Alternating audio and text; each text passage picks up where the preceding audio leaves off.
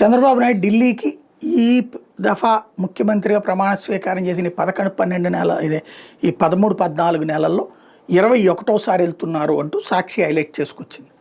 ఏం సాధిస్తారు అన్నట్టు. ఇక్కడ సాధించేదేం కాదు. ఇక్కడ బేసిక్గా ఇదివరకు జగన్ ఎందుకు వెళ్ళేవాడు? ఒకప్పుడు ఆర్థిక మంత్రి వెళ్ళిపోతే, ఆర్థిక శాఖ కార్యదర్శి వెళ్తే మన బిల్లులు క్లియర్ అయిపోవడం కానీ, మనకు అప్పులకి క్లియరెన్స్ తెచ్చుకోవడం కానీ జరిగిపోయేది. ఆ తర్వాత అధికారులను అక్కడ పట్టించుకోవటం లేదు. ఆ తర్వాత ఆర్థిక మంత్రులు వెళ్ళి, లేకపోతే ఇంకొక మంత్రి వెళ్ళి చేసుకొచ్చుకునేటటువంటి పని జరిగింది. అది చంద్రబాబు గారి ఫస్ట్ టర్మ్లోనూ జరిగింది. అప్పుడు యనమల రామకృష్ణ గారు వెళ్తుండేవాళ్ళు. ఇక్కడ ఈయన జగన్ హయాంలోనూ జరిగింది. బొగ్గన ఎప్పుడు తిరుగుతూ ఉండేవాడు అక్కడికి.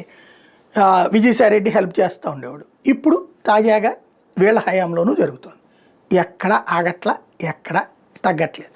వెళ్ళి మాట్లాడుకుంటే కాస్త అప్పులకి మళ్ళీ ఎఫ్ఆర్బిఎం నిబంధనల్లో కొంత సవరణలు చేసి కొన్ని ఎగ్జంప్షన్స్ ఇచ్చి అలౌ చేయడం ఇట్లాంటివి జరుగుతుంటే అది ఆర్థిక శాఖ. లేకపోతే ఇరిగేషన్కి సంబంధించినటువంటి ఇట్లాంటి ఆంధ్ర తెలంగాణ పంచాయతీలు వీటి గురించిన డ్రామాలు ఎవరి రాజకీయం వాళ్ళు చేస్తారు. ఇందులో కేంద్రం ఏమీ చేయడానికి ఏమీ లేదు. ఇతర శాఖల వాళ్ళతో అనుమతుల గురించి మాట్లాడడం జరుగుతుంటుంది. ఇదేమీ అద్భుతము కాదు, అనర్థము కాదు. ఓ సహజ సిద్ధ పరిణామం.